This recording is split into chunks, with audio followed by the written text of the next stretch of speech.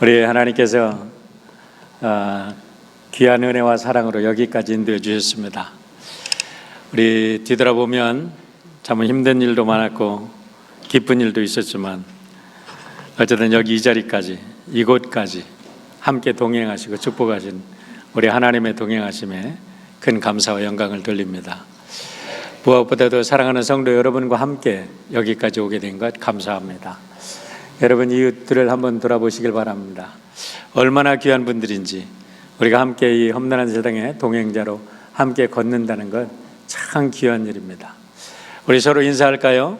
우리 앞뒤 좌우 여기까지 동행해 주셔서 감사합니다 하고 인사하시길 바랍니다. 기쁜 얼굴로 동행하고 축복하시길 바랍니다. 감사합니다.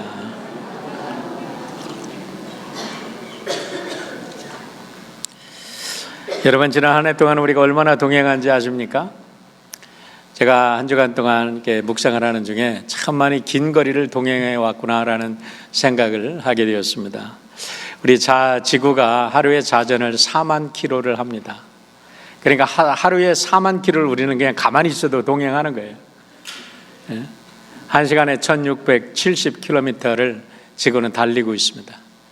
근데 지구는 이렇게 해서 1년 동안 얼마를 달려왔냐? 자전하면서 1,500만 킬로를 달려왔습니다. 근데 자전만 하는 게 아니라 공전을 하지요. 공전을 하는데 한 시간에 지구가 10만 7천 킬로미터를 공전합니다. 여러분 10만 7천 킬로미터, 이거는 초음속 비행기의 44배에 달하는 빠르기로 지금 지구가 지금도 달리고 있는 거죠. 그래서 1년 동안 이제 달려왔는데 1년 동안 공전거리가 얼마냐면 9억 4천만 킬로미터를 달려왔어요.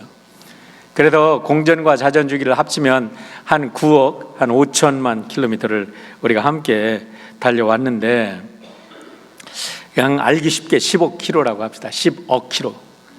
그러니까 지금 옆에 있는 분이 10억 킬로를 나와 함께 동행해 주셨어요. 고맙죠? 감사하죠? 네. 나와 함께 동행해서 얼마나 영광인 줄 알아라 그러지 마시고 나 같은 사람하고 동행해 줘서 참 고마워 그래야지 그게 진짜 은혜가 되는 거죠. 그렇죠?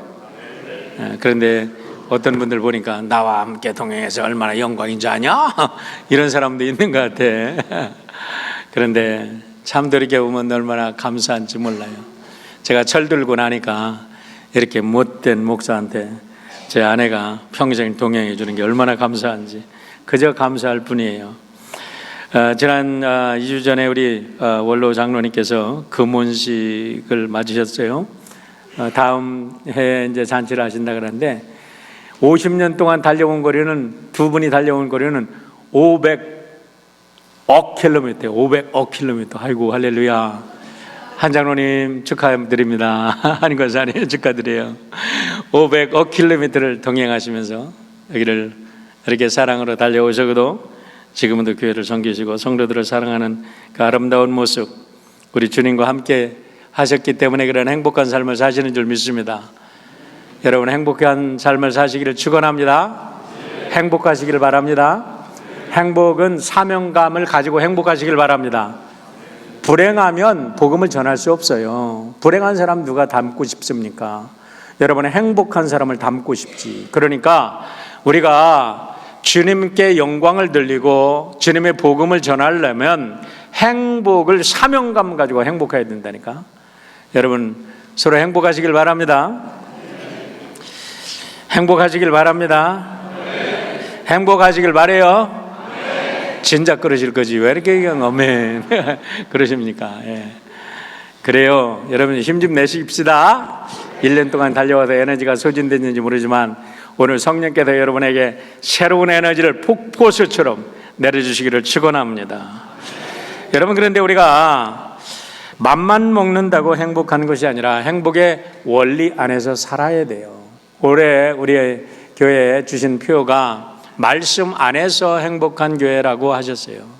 말씀 안에로라는 것, 여러분 말씀 안이 무엇이에요?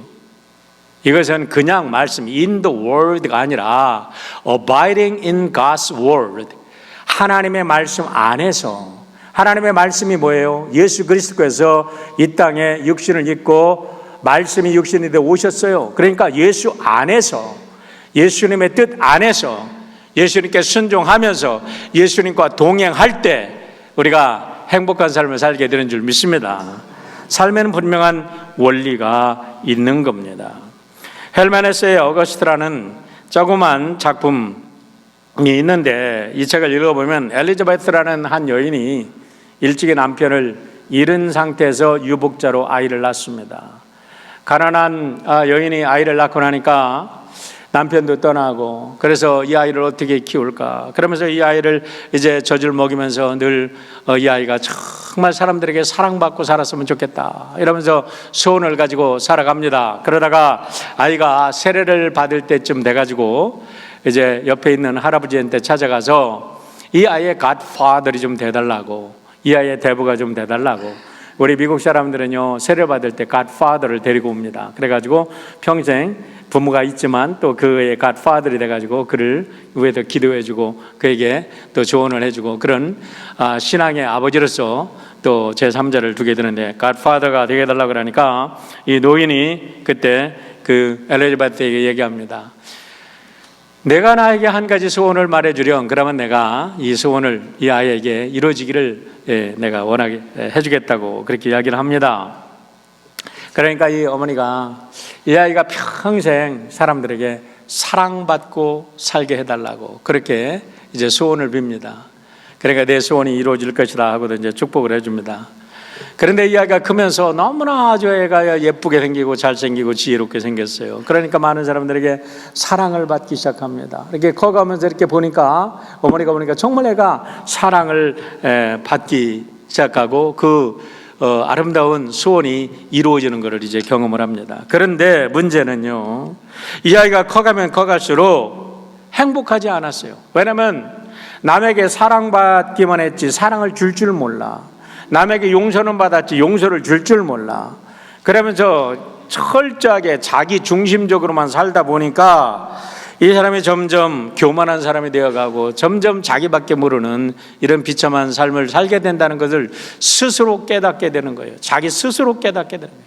그래서 세상 많은 것을 돌아다니고 많은 아름다운 사람들도 만났고 함께 살아보기도 했지만은 결국은 인생에도 실패해서 자기 고향으로 다시 돌아와서 그 할아버지를 만나고 어머니를 만나는 속에서 그가 다시 한번 소원을 이야기하는 게 뭐냐, 내가 정말 행복했는가를 물을 때 나는 행복하지 않았습니다. 나는 너무나 허전했고 너무나 공허했고 너무나 외로웠습니다.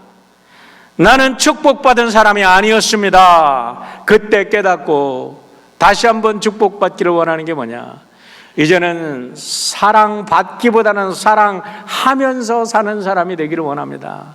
때늦은 후회를 하더라는 거예요. 여러분, 우리가 이 세상에서 복되게 사는 것은 섬김을 받는 것보다 섬기며 살아가는 사람들이 훨씬 행복한 줄 믿으시길 바랍니다. 사랑을 받기보다는 사랑을 해주는 사람들이 더 행복한 사람이 되는 줄 믿으시길 바랍니다. 영국 속담에 그래서 이런 속담이 있죠. 하루를 행복하려면 이발을 해라. 일주일을 행복하려면 여행을 해라. 한 달을 행복하려면 집을 사라. 1년을 행복하려면 결혼을 해라. 그러나 평생을 행복하기를 원한다면 하나님과 사람들을 섬겨라는 이런 속담이 있습니다. 오늘 본문 속에서 우리 예수님께서는 우리 모두가 행복하게 살아가는 아름다운 원리를 보여주고 계십니다. 예수님께서 여러분들이 잘 아시다시피 3년 동안 제자들을 길러고 제자들을 양육했어요. 티칭했어요. 단지 티칭한 게 아니라 널처링, 양육했습니다. 어머니가 어린아이를 먹이듯 그렇게 양육을 했습니다. 그러고 이제 그들을 떠나다 하나님 나라에 올라가실 때 그들에게 귀한 교회를 맡겨야 되는데, 이 마지막 순간에 예수님께서 어떠한 교훈을 저들에게 내려줘야 될 것인가, 마지막 만찬을 하시면서 만찬 자리에서 예수님께서 저들에게 가르침을 주신 내용이 오늘의 내용입니다. 오늘의 내용은 네 복음서, 4복음서에 다 써 있는데, 권관복음에는 예수님께서 이 성찬을 제정하신 것을 포커스를 하고 있지만, 오늘 요한복음은 조금 다 관점을 다르게 해서 예수님께서 제자들을 섬기고 발을 씻겨줌으로 저희들이 나중에 교회를 통해서 이 세상을 어떻게 섬겨야 하는 그 근본 원리를 보여주고 있는데, 저는 오늘 이 원리 속에서 세 가지 원리를 찾아서 여러분과 은혜를 나누고자 합니다. 첫 번째, 우리가 이것은 우리들에게도 행복을 주는 원리예요. 행복한 원리라고 보시면 됩니다. 첫 번째 섬김의 근본은 뭐냐면 사랑에서 나와야 된다는 것입니다. 우리 1절로 3절의 말씀을 보시길 바랍니다. 6월절 전에 예수께서 자기가 세상을 떠나 아버지께로 돌아가실 때가 이른 줄 아시고, 이제 예수님께서 때가 되었어요. 당신께서 이 땅에 오신 목적을 이루실 때가 된 것을 아셨어요. 그렇게 했을 때 예수님께서 어떻게 하셨느냐? 세상에 있는 자기의 사람들을 사랑하시되 끝까지 사랑하시니라. 자기의 사람이 누구예요? 하나님께서 맡겨주신 제자들이죠. 왜냐하면 그들을 통해서 하나님 나라가 또 증거될 테니까. 그래서 예수님께서 그들을 끝까지 사랑했어요. 그런데 그 중에 어떤 자가 들어있었냐면 바로 2절에 있는 유다도 들어있었다는 사실입니다. 마귀가 벌써 시몬의 아들 가롯 유다의 마음에 예수를 팔려는 생각을 넣었더라. 그래도 그도 사랑했다는 거죠. 저녁 먹는 중에 예수는 아버지께서 모든 것을 자기 손에 맡기신 것과 또 자기가 아버지 하나님께로부터 오셨다가 하나님께로 돌아갈 것을 아시고라고 말을 합니다. 여러분, 공관거봉에서 만나는 예수님이 누구십니까? 지난번에도 말씀드렸지만 예수는 사랑의 에너지로 가득 찬 분이에요. 너무나 큰 사랑의 에너지로 차 있기 때문에 그분이 말씀하시면 사랑의 능력이 나가서 사람의 병도 고치고 사람들이 새로운 영적으로 새로워지는 그런 거룩한 역사들이 막 넘쳐났습니다. 그런데 우리가 그분을 만나면서 복음서에 만나는 예수님을 만나보면 그분은 영적으로 너무나 맑은 눈을 갖고 계세요. 그래서 하나님을 늘 바라봅니다. 하나님과 대화합니다. 뿐만 아니라 사람들의 속을 꿰뚫어보는 영적인 맑은 눈을 가지고 있습니다. 여러분, 점쟁이가 사람들을 속여가지고 돈을 벌기 위해서 그렇게 속을 들여다보는 게 아닙니다. 예수님이 너무나 맑은 영혼을 가지고 계시기 때문에 예수님 앞에 나오면 사람들의 영혼이 그냥 밝게 드러나는 거죠. 그러니까 우리 예수님께서 마귀에도 점령당한 유다의 마음을 왜 모르셨겠습니까? 3년간 동거동락했습니다. 그들의 숨소리만 들어도, 그들의 표정만 보아도, 그들의 눈빛 하나만 보아도 그들이 어떻다는 걸 예수님이 다 아십니다. 그러니까 벌써 이 유다가 베다니 시몬의 집에서 마리아가 예수님의 발에 향유를 부어 드릴 때부터, 야! 왜 그 쓸데없는 것을, 왜 그 귀한 것을 낭비하냐? 300데나리나 되는 돈을 왜 낭비해? 그것을 팔아서 가난한 자에게 주면 얼마나 좋아? 하면서 마리아를 꾸짖었을 때부터 그의 마음속에 들어있는 악한 마음, 사탄에 점령된 그의 마음을 예수님은 이미 보고 계셨습니다. 그런데 마지막 만찬석상에 어떠한 그런 일이 있었는지 이제 그의 마음속에 마귀가 쑥 들어갔다 그랬어요. 마귀가 들어가도 그를 점령하니까 그의 눈빛이 달라졌고 그의 표정이 달라졌다는 것을 예수님이 왜 모르셨겠습니까? 그래서 우리 예수님께서 그때를 보시고 이제 결단을 하시는 겁니다. 어떻게 결단을 하세요? 이제 내가 십자가를 질 때가 왔구나. 이 배신, 제자로부터 배신당하는 것을 보고 얼마나 분노합니까? 얼마나 원망스럽습니까? 얼마나 정말 자기 자신을 생각하면 처참합니까? 제가 이렇게 목사로서 생활하다 보면 때로는 함께 일하는 분들이 속상하게 할 때가 있어요. 그런데 그때 어떤 생각을 하냐면, 내가 얼마나 못됐고 내가 얼마나 참 모질랐길래 저 사람들이 나에게 저런 반응을 하나, 내가 부족하구나, 이렇게 반성할 때가 많이 있습니다. 근데 우리 예수님은 그렇게 자기를 자책한 것도 아니고 원망한 것도 아니고 배신의 분노에 떨지도 않으시고, 예수님은 그들을 끝까지 사랑하시면서 이제는 내가 갈 때가 됐구나, 십자가를 질 때가 됐구나, 그런 결단을 했다는 겁니다. 1절과 3절의 말씀을 보세요. 유월절 전에 예수께서 자기가 세상을 떠나 아버지께로 돌아가실 때가 이른 줄 아시고 유다의 눈 속에 있는 눈빛이 변하고 표정이 변하는 것을 보시면서 예수님께서는 아버지께로 돌아가실 때가 왔다, 십자가를 질 때가 왔다는 거예요. 3절의 말씀을 보세요. 자기가 하나님께로부터 오셨다가 하나님께로 돌아갈 것을 아셨다는 겁니다. 그런데 그것을 아시고 나서 마지막까지 그 배신자 유다까지도 철저하게 끝까지 사랑을 하셨다는 겁니다. 그러면서 이제는 그들에게 사람을 섬기고 사랑하는 법을 가르쳐 주십니다.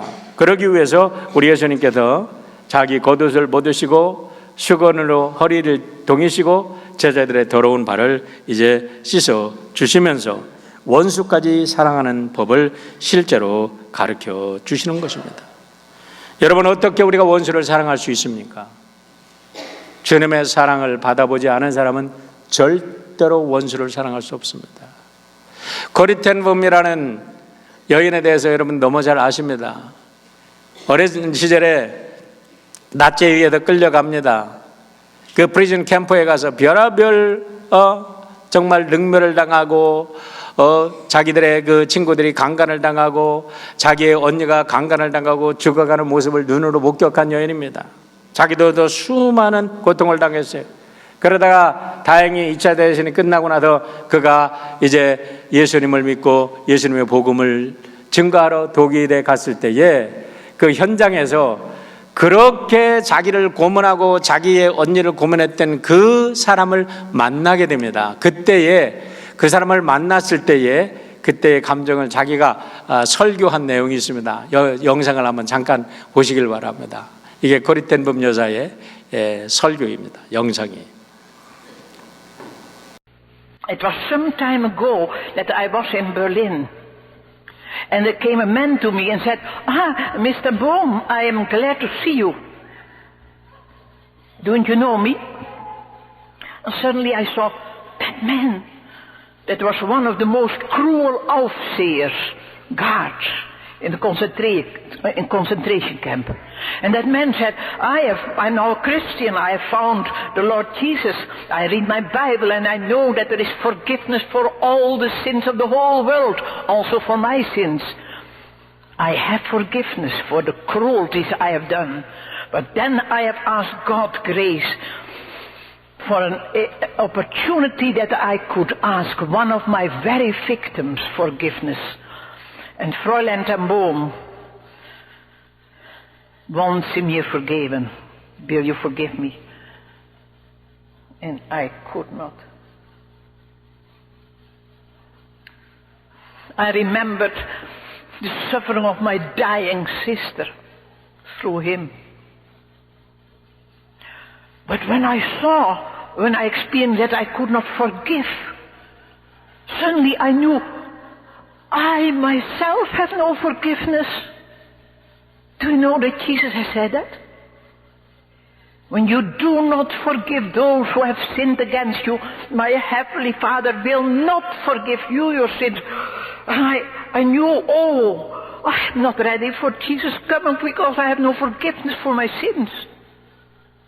But I was not able, I could only hate him. And then I took one of these beautiful texts, one of these boundless resources, Romans 5:5. The love of God is shed abroad into our hearts through the Holy Spirit who is given to us. And I said, thank you, Jesus, that you have brought into my heart God's love through the Holy Spirit who is given to me. And thank you, Father, that your love is stronger than my hatred and unforgiveness. That same moment I was free. And I could say, brother, give me your hand. And I shook hands with him. And it was as if I felt God's love stream through my arms. You never touch so the ocean of God's love as that you forgive your enemies. Can you forgive? No. I can't either. But he can. 여러분, 우리가 어떻게 섬길 수 있나요? 진정한 섬김은 예수님의 이 섬김을 받아본 사람만이 섬길 수 있는 거예요. 진정한 사랑은 예수님의 사랑을 받아본 사람만이 할 수 있는 것입니다. 우리의 의지로 되지 않습니다. 여러분, 지금 거리탄 분여사의 고백을 보면서 생각나는 하나의 영화가 있을지 모르겠습니다. 전에 한번 말씀드렸던 밀양이라는 영화에 보면 신혜라는 주인공이 자기 딸을 죽인 그 범인이 감옥에 갇혔습니다. 신혜가 이제 예수님을 믿고 은혜 받았다고 내가 그 사람을 용서해 주러 갔어. 근데 용서해 주러 갔더니 벌써 그 범인이 그 감옥에서 나는 예수 믿고 구원받았다고 얘기하는 걸 보고 신혜가 도저히 용서 못해서 다시 돌아와서 막 갈등하면서 자기 머리를 자르는 것이 밀양이라는 거잖아요. 은밀한 빛, Secret Sunshine. 그 갈등하고 고민하는 속에 그래도 하나님의 빛이 비치는데 그 하나님의 빛을 온전히 경험하지 못한 사람들은 남을 도저히 용서할 수도 없고 섬길 수가 없는 거지요. 여러분, 우리가 잊지 말아야 될 게 있습니다. 주님께서 우리를 끝까지 사랑하셨다는 사실을 잊지 않기를 주의 이름으로 축원합니다. 1절을 보시길 바랍니다. 6월절 전에 예수께서 자기가 세상을 떠나 아버지께로 돌아가실 때가 이른 줄 아시고 세상에 있는 자기 사람들을 사랑하시되 끝까지 사랑하시니라라고 말합니다. 에이스텔로스 해가 패센 아우투. 해가 패센이라는 것은 아가파오 단어의 3인칭 단수예요. 그러니까 해가 패슨, He loves 아우투. 그들을 사랑했어. 누구를? 원수까지도, 배신한 자까지도, 유다까지도, 자기를 십자가에 못 박는 로마의 병정까지도 우리 예수님은 이미 용서하시고 사랑하신 주님의 그 아가페적 사랑으로 사랑하신 분인 줄 믿으시기를 축원합니다. 우리들의 섬김의 근본은 여러분 얍삽한 그런 가식적인 그런 행동 가지고 섬기는 게 아닙니다. 하나님의 진정한 아가페적 사랑으로 원수까지도 사랑하는, 용서하는 그 사랑의 근본이 없으면, 거기에 서 있지 못하면 우리가 섬길 수 없다는 것을 주님은 보여주시고 오늘 그 사랑을 받으라고 제자들을 섬기고 계시는 것입니다. 두 번째의 섬김의 원리는 겉옷을 벗고 자리에서 내려오라는 것입니다. 4절로 5절의 말씀을 보세요. 저녁 잡수시던 자리에서 일어나 겉옷을 벗고 수건을 가져다가 허리에 두르시고 이에 대야에 물을 담아 제자들의 발을 씻기시고 그 두르신 수건으로 씻기를 시작하여라고 말합니다. 여러분, 겉옷을 벗는다는 것은 무엇을 뜻하나요? 여기서 예수님께서 겉옷을 벗었다는 것은 제자들의 발을 씻기기 위해서 편리하기 위해서 겉옷을 벗었다는 게 아닙니다. 우리 복음서에 나오는 단어 하나에는 다 의미가 있어요. 그냥 쓰여진 게 아니에요. 영적인 의미가 거기에 다 들어있는 겁니다. 예수님께서 겉옷을 벗고 나서 허리에 띠를 띠르시고 제자들 발 앞에 꿇어 앉아서 그들의 발을 씻겨주신 것에는 하나하나가 영적인 의미가 담겨 있는 겁니다. 겉옷을 벗었다는 것은 너희들이 나가서 세상을 섬길 때에 너희들의 모든 특권 의식을 벗어 던져라 라고 말하는 것입니다. 여러분, 지금이나 동서고금을 막론하고 사람들의 신분은 뭘로 표현되냐면 옷으로 표현됩니다. 지금은 좀 변했지만 옛날에는 왕과 신하의 옷은 현격한 차이가 있었습니다. 지금도 마찬가지일 수도 있죠. 교회에 가면은 감독님들이 입는 옷이 따로 있고, 여기 감독님들이 쓰는 클러지 컬러가 따로 있고, 옷이 따로 있어요. 우리가 그거 입으면, 저 사람 좀 돌았나? 이상하게 생각해요. 우리가 그 옷을 입을 수가 없어요. 이렇게 이 사람들의 신분을 옷으로 차별을 합니다. 그런 전통이 밑바닥에 흐르고 있고 그런 문화가 밑바닥에 흐르고 있기 때문에 사람들은 돈을 벌으면 집을 바꾸고 옷을 바꾸고 차를 바꾸고 신발을 바꾸고 자기의 신분 상승을 자랑하고 싶어 합니다. 여자들의 경우는 핸드백을 사고 신발을 통해서 자기의 신분을 증명하기를 원합니다. 그런데 이런 관점에서 볼 때 예수님께서 겉옷을 벗었다는 것은요, 진정한 섬김을 위해서는 자기의 특권을 내려놓지 않고서는 절대로 섬길 수 없다는 것을 이야기하고 계시는 것입니다. 여러분 보세요.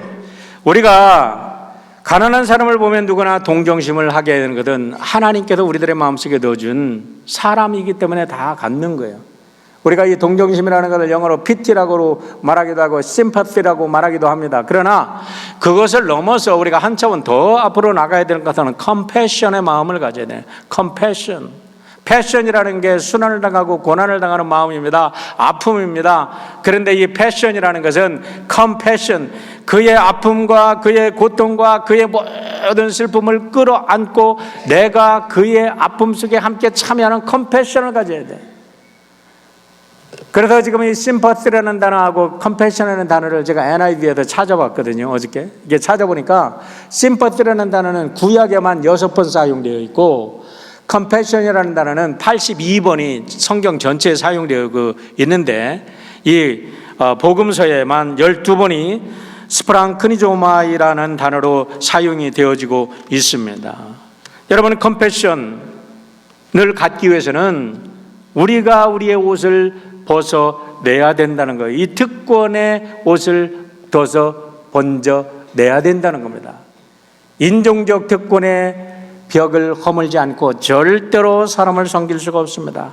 학벌이라는 여러분들의 옷을 입고 나는 사회적 위치가 이런 사람이야 하는 보이지 않는 자기도 모르는 그런 옷을 입고 가난하고 힘든 사람을 여러분들이 섬긴다는 것은 단순한 동정이지 진정한 섬김이 아니라는 걸 우리가 분명히 알아야 합니다. 갑을 관계라는 그 벽을 넘지 않고서 우리는 결국 아담이 지은 범죄 후에 지은 그 무화과 옷을 벗지 않고서 결코 남을 섬길 수가 없는 거라는 거지요. 여러분이 기생충이라는 영화가 유명하다 그래서 하도 사람들이 바라보라 해서 저도 봤습니다. 그런데 여러분, 기생충이라는 영화의 근본적인 그 문제가 뭐냐면 사회 계층의 넘을 수 없는 벽이에요. 그 넘을 수 없는 벽이 거기서는 냄새로 표현이 됩니다. 제일 나중에 송강호가 자기에게 친절을 베풀고 자기에게 모든 것을 다 자기 가정을 해서 친절을 했던 주인 남자가 냄새 난다고 코를 막는 걸 보고 눈이 번쩍 그냥 살기가 등등하더니 칼을 빼갖고 가서 그 사람을 찔러 죽이는 그 장면이 아주 압권이에요. 뭐를 말해요? 여러분, 사회적 계층이라는 옷을 벗어내지 않고서는 우리가 절대로 단순한 동정을 가지고서는 남을 섬길 수 없다는 것을 우리들에게 보여주고 있는 것입니다.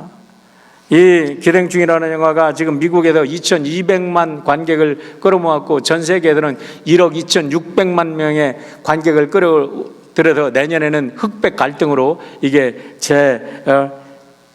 리메이크 된다 그래요. 그만큼 세상 모두가 사회적 계층, 사회적 벽 때문에 괴로워하고 힘들어한다는 거죠.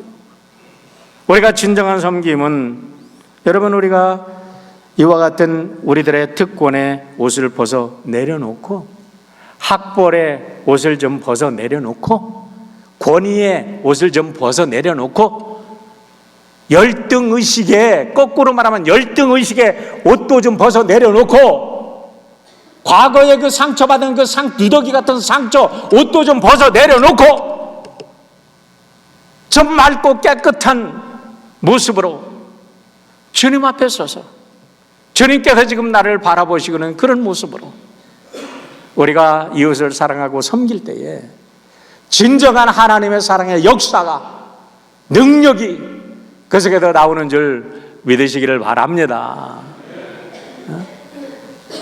어른들 많이 계신데 나이가 많이 먹었어, 내가 경험이 많아 이러면서 젊은이들 대하면요 평생 젊은이들하고 대화가 안 됩니다.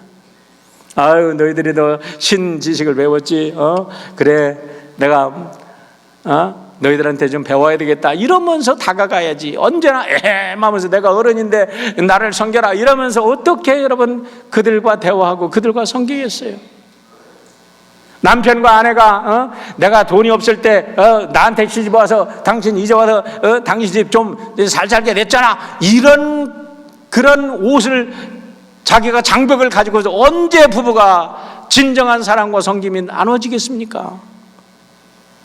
우리들의 삶 속에 보이지 않는 이와 같은 더럽고 추한 옷을 다 벗어버리고 우리가 진정한 섬김이 있을 때에 그 속에 하나님의 역사가 일어나고 하나님의 사랑의 능력이 나타나게 되는 줄 믿습니다. 오래전에 유행했던 성공하는 사람들의 7가지 습관이라는 책을 쓴 스티븐 커비가 그 책에서 자기가 경험한 것을 그대로 쓰고 있습니다. 자기가 패러다임 시프트라는 것을 이야기하면서 자기가 경험한 얘기를 하는데, 뉴욕 전철을 어느 날 주일날 아침에, 거기에 보면 일요일 아침, 그래도 제가 주일이라고 바꿨어요. 일요일 새벽 이른 아침에 뉴욕의 전철을 탔답니다. 근데 전철을 타니까 전철이 아니야 고요합니다. 어떤 사람들은 신문을 보고 있고, 어떤 사람은 눈을 감고 있고, 어떤 사람들은 메모를 하고, 아주 평안한 그런 전철 아니었는데, 어느 스테이션에 딱 섰다가 문이 열리는데 한 중년 신사가 아이들을 데리고 우르르 들어오기 시작하면서부터 그 전철 안이 난리법석이 일어났답니다. 꼬맹이들이 들어오더니 그냥 막 뛰어다니면서 소리 지르고, 신문 읽는 사람들의 신문을 쳐가지고 신문을 찢어버리고 막 그러는데, 이 사람이 스티븐 카비의 옆에 앉아가지고 눈을 감고서 뭐를 생각하는지 완전히 세상과 벽을 싼 것처럼 눈을 감고 있더라는 거야. 모든 사람들이 너무 화가 나가지고 이제는 폭발 직전에서 스티븐 카비를 쳐다보니까 스티븐 카비가 자기가 뭔가를 해야 되겠어. 그래도 툭툭 치면서, 여보시오 선생, 지금 당신이 좀 뭐 좀 해야 되겠다고, 당신이 지금 아이들이 저렇게 하고 있는 것이 보이지 않냐고 그랬더니, 이 사람이 눈을 뜨더니 깜짝 놀라면서 힘없는 말로 그러더래요. 아이고 선생님, 그래요, 내가 뭔지 제대로 보니까 뭔가는 좀 해야 되겠네요. 근데 너무나 미안합니다. 지금 제가 병원에서 나오는 길인데 지금 1시간 전에 쟤들 엄마가 죽어서 제가 앞으로 저것들을 데리고 어떻게 살아갈까를 생각하니까 아무 생각도 없고 아무것도 보이지 않아요. 너무너무 죄송합니다. 그러는데 오히려 스티븐 카비 자기가 미안한 거야. 그 순간 놀라운 패러다임 시프트가 일어나는데, 그 사람의 고통과 아픔, 그 사람의 모든 슬픔이 자기에게 밀려 들어와서 그 사람의 심정이 되어서 아이들을 바라보니까 하나도 바다가 되지 않고, 이제는 문제가 되지 않고 세상이 새롭게 보이더라는 겁니다. 그렇습니다, 여러분. 옷을 벗는다는 게 무엇입니까? 다른 사람들의 진정한 입장에 서서 그 사람들의 발 아래 서서 그 사람들을 씻겨준다는 게 무엇입니까? 우리는 이해한다고 하지만요, 이해하기 때문에 문제가 되는 겁니다. 이해라는 것은 다스릴 리자에 분석할 해자입니다. 다 분석해서 이게 다스리는 거예요. 분석해서 생각해가지고 이해가 돼서 그때 행동을 한다고 하는데, 여러분 영어에서 보면 이해라는 말이 훨씬 더 좋은 것 같아요. understand. 아래에 서봐야 돼. 고통하는 사람들의 그 삶을 보고 그들의 아래에, 그들 속에 들어가 봐야지 우리가 진정으로 그들의 아픔을 껴안고, 나도 죄인인데, 나도 예수님한테 용서받았기 때문에 당신이 나에게 무슨 짓을 한다 할지라도 나도 당신을 용서할 수 있습니다 라고 섬기고 용서하며 사랑할 수 있는 줄 믿으시기를 바랍니다. 세 번째 원리는 주님의 섬김을 받은 영적 경험이 필요하다는 겁니다. 제가 오늘 개인적으로 포커스하고 있는 부분은 이 부분입니다. 여러분들 어떻게 생각할지 모르지만은 우리가 주님의 섬김을 받는 사람들이라는 것을 바로 아셔야 됩니다. 주님이 우리를 섬겨주셨습니다. 주님이 먼저 우리를 사랑하셨습니다. 8절의 말씀을 보시길 바랍니다. 베드로가 이르되 내 발을 절대로 씻지 못하시리이다. 예수께서 대답하시되 내가 너를 씻어주지 아니하면 내가 나와 상관이 없느니라 라고 말합니다. 이게 무슨 말입니까? 여러분 수없이 들으셨을 겁니다. 왜 예수님께서는 베드로의 발을 그렇게 씻기기를 원하셨을까요? 예수님이 벌써 마음속에 두고 있는 것은 베드로를 교회의 수장으로 세울 겁니다. 앞으로 베드로가 그 험난한 속에서 교회를 세워서 세상에 복음을 전해 가는 것은 참으로 쉬운 일이 아닙니다. 수많은 핍박과 고통과 아픔을, 십자가의 고통까지도 지는 그와 같은 아픔을 겪어내야 됩니다. 그러기 위해서 베드로가 먼저 해야 될 일이 있어요. 그것은 뭐냐? 주님으로부터 진정한 섬김이 뭔지를 알고 받아봐야 된다는 거예요. 진정한 사랑을 받아본 사람만이 사랑할 수 있어요. 여러분, 사랑받지 못한 사람은 사랑하지 못합니다. 평생 사랑하지 못합니다. 왜 사람들에게 그렇게 가시 노릇을 합니까? 사랑받지 못하고 상처만 받아봤기 때문에 그래요. 우리가 주님 앞에 나와서 우리가 진정으로 구원받는 게 뭐예요? 거듭난다는 게 뭐예요? 세상에 어떤 상처를 받았든지 주님 앞에 나와서 주님의 사랑에 감격하고 주님의 사랑을 체험하고 주님의 사랑 때문에 나의 모든 관점이, 세상의 관점이 완전히 사랑으로 뒤바뀌었을 때 우리는 진정 그 사람이 거듭났다고 말하는 줄 믿으시기를 축원합니다. 많은 사람들이 성 프란시스의 평화의 기도를 좋아합니다. 여러분 아시지요? 주님, 저를 당신의 도구로서 주소서. 미움이 있는 곳에 사랑을, 다툼이 있는 곳에 용서를, 분열이 있는 곳에 일치를, 의욕이 있는 곳에 신앙을, 그릇됨이 있는 곳에 진리를, 절망이 있는 곳에 희망을, 어둠의 빛을, 슬픔이 있는 곳에 기쁨을 가져오는 자가 되게 하소서. 위로받기보다는 위로하고 이해받기보다는 이해하며 사랑받기보다는 사랑하게 하여 주소서. 우리는 줌으로써 받고 용서함으로써 용서받으며 자기를 버리고 죽음으로써 영생을 얻기 때문입니다. 얼마나 아름다운 시입니까? 얼마나 우리가 좋아하는 시입니까? 그러나 여러분, 한번 솔직히 우리의 가슴에 손을 넣고 생각해 보십시오. 정말 위로받기보다는 위로하고 있습니까? 용서받기보다는 정말 용서하고 살아갑니까? 사랑받기보다는 사랑하며 살아가고 있냐 이 말입니다. 왜 마음은 원인데 실천하지 못합니까? 열정이 없어서인가요? 의지가 약해서인가요? 한 가지 근본적인 이유가 있습니다. 진정으로 주님의 사랑을 체험하지 못했기 때문에 그래요. 지식 갖고 되는 게 아니에요. 일부 예배 끝나고도 우리 한 분이 그런 얘기를 했어요. 어렸을 때는 그렇게 그냥 성경을 좋아하고 사랑하고 했던 아들이 이제 결혼하려고 하는데, 돌아와서 대학 갔다가 결혼하려고 하는데, 너 어느 교회에서 결혼할 거야? 그랬더니 나는 하나님 안 믿기 때문에 교회에서 결혼 안 합니다. 그러더라는 거예요. 여러분, 아이들이 지금 중고등부 아이들이 지금 수련회 갔다 왔습니다. 예, 중요합니다. 그러나 지식 갖고 되지 않는 게,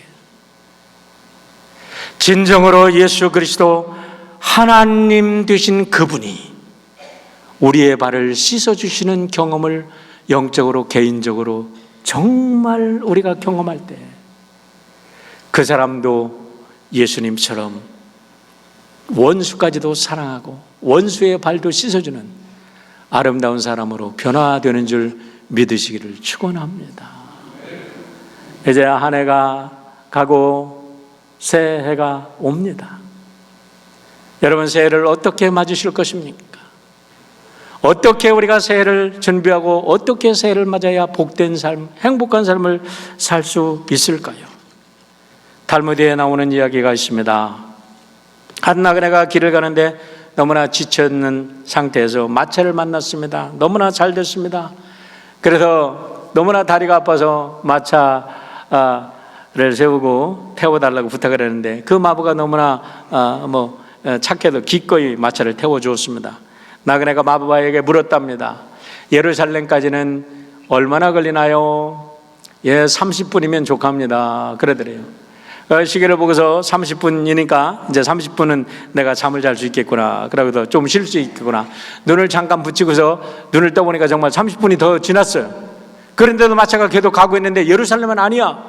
아니, 예루살렘이 다 왔나요? 깜짝 놀라서 물어봤더니 그 사람이 하는 말이, 예, 1시간은 더 가야 됩니다. 그러더니, 아니, 아까는 30분만 가면 된다더니요? 그러니까 마부가 하는 말이 그러더랍니다. 예, 이것은 예루살렘 반대쪽으로 가는 마차입니다. 여러분 아시겠습니까? 예루살렘 반대쪽으로 가는 마차를 타고 그 시점에서는 30분 가면 되지만 반대쪽에 가지 않는 마차를 타면은요, 가면 갈수록 멀어지는 거죠. 우리들의 인생이 새로운 해가 우리에게 다가온다고 무작정 우리에게 축복의 해가 되는 게 아니라 우리의 영원한 삶의 기준이 되시고 우리의 삶의 목표가 되시고 우리의 삶의 근본이 되시는 예수 그리스도 그분을 바라보고 그분과 동행하고 그분을 따라갈 때만이 우리의 삶의 진정한 행복의 목적지에 도달하게 될 줄 믿습니다. 주님과 함께 동행하며 새해는 정말 아름다운 열매를 많이 맺으시는 여러분 모두가 되시기를 주의 이름으로 축원드립니다. 기도하겠습니다.